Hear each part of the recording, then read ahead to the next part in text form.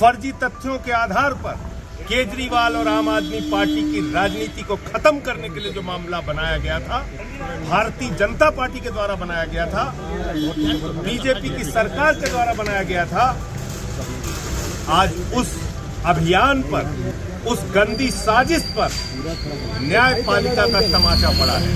पूरी दुनिया में सबसे भ्रष्ट पार्टी का अगर नाम है तो है भारतीय जनता पार्टी। भारतीय जनता पार्टी के लोगों को, प्रधानमंत्री नरेंद्र मोदी को भ्रष्टाचार का भा बोलने की भी हिम्मत नहीं। मैं समझता हूं अब जरा सी भी शर्म है तो बीजेपी को और मोदी अमित शाह को ये झूठे केस बंद करने चाहिए।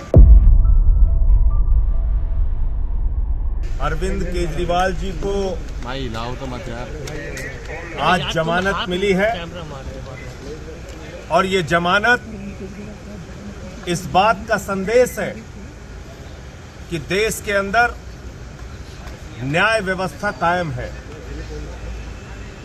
एक झूठा, बेबुनियाद, फर्जी तथ्यों के आधार पर केजरीवाल और आम आदमी पार्टी की राजनीति को खत्म करने के लिए जो मामला बनाया गया था, भारतीय जनता पार्टी के द्वारा बनाया गया था, बीजेपी की सरकार के द्वारा बनाया गया था, आज उस अभियान पर, उस मुहिम पर, उस गंदी साजिश पर न्यायपालिका का तमाचा पड़ा है। ये सत्य की विजय है। हम बार बार कहते हैं कि ये तथाकथित शराब घोटाला, इसका न सिर है न पांव है। ये झूठ की बुनियाद पे तैयार किया गया है। इस पे न कोई तथ्य है न प्रमाण है। ये झूठ की बुनियाद पे तैयार किया गया है और आज जो फैसला आया है, इससे न्यायपालिका के प्रति लोगों के मन में आस्था और विश्वास और मजबूत होगा। आज जो फैसला आया है, इससे देश के लोगों में खुशी की लहर है, दिल्ली के लोगों में खुशी की लहर है। आम आदमी पार्टी का एक एक कार्यकर्ता इस फैसले से उत्साहित है। अभी मैं केजरीवाल जी के परिवार से मिला, उनका परिवार, उनके बच्चे इस फैसले से बहुत खुश हैं। हम सब लोग आनंदित हैं। ये हम सब के लिए बहुत बड़ी जीत है, बहुत बड़ी विजय है और भारतीय जनता पार्टी के मुंह पर जोरदार तमाचा है। मैं समझता हूं अब जरा सी भी शर्म है तो बीजेपी को और मोदी अमित शाह को ये झूठे केस बंद करने चाहिए, इसलिए कि उनके पास कोई तथ्य नहीं है, इसलिए कि उनके पास कोई प्रमाण नहीं है, इसलिए कि उन्होंने झूठ की बुनियाद पर सरकार के दबाव में ये केस बनाया है, इसलिए उनको कोई, उनकी बात नहीं सुनी गई न्यायपालिका में।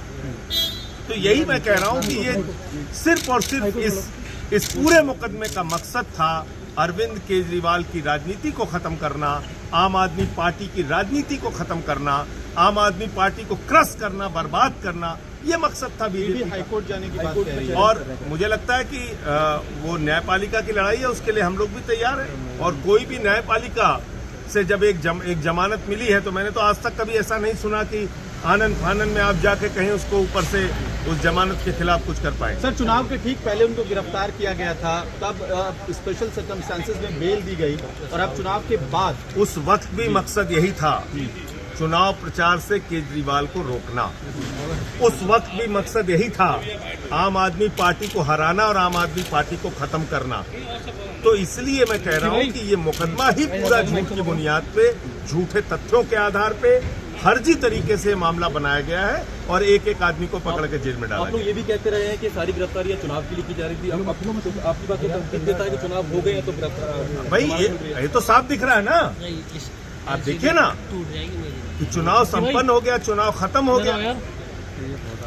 अब दूध का दूध, पानी का पानी होगा। न्यायपालिका भी तो चीजों को देख रही है, न्यायपालिका भी तो देख रही है कि कैसे झूठे मामले बनाए गए हैं पूरी तरीके से। बीजेपी देखिए,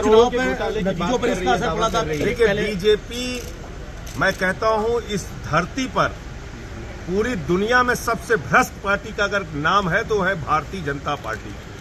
भारतीय जनता पार्टी के लोगों को, प्रधानमंत्री नरेंद्र मोदी को भ्रष्टाचार का भा बोलने की भी हिम्मत नहीं होनी चाहिए। जितने देश के बड़े बड़े भ्रष्टाचारी हैं सब प्रधानमंत्री मोदी जी के साथ हैं। जितने देश के बड़े बड़े भ्रष्टाचारी हैं सब आज भारतीय जनता पार्टी के साथ हैं। चाहे वो अजीत पवार हो, छगन भुजबल हो, नारायण राणे हो, अशोक चौहान हो, हसन मुश्रीफ हो, नवीन जिंदल हो, हेमंत विश्व शर्मा हो, मुकुल राय हो, जनार्दन रेड्डी हो, जितने भ्रष्टाचारी सब आज बीजेपी के और मोदी जी के साथ। मुझे लगता है अब घिसी पिटी खबरें नहीं, देखिए बेहतरीन presentation, high quality informative graphics, more knowledge, सरल और आसान भाषा में सिर्फ 1 मिनट में।